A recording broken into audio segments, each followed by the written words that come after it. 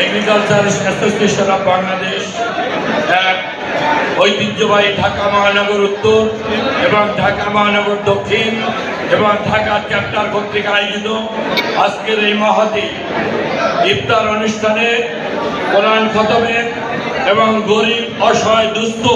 এতিমদের মাঝে ইফতার সামগ্রী বিতরণ কর্মসূচির সম্মানিত সভাপতি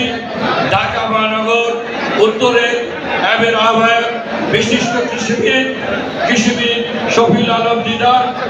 উপস্থিত রয়েছেন অ্যাবের সাবেক আহ্বায়ক বরেণ্য কৃষিবিদ আমাদের রাজনীতির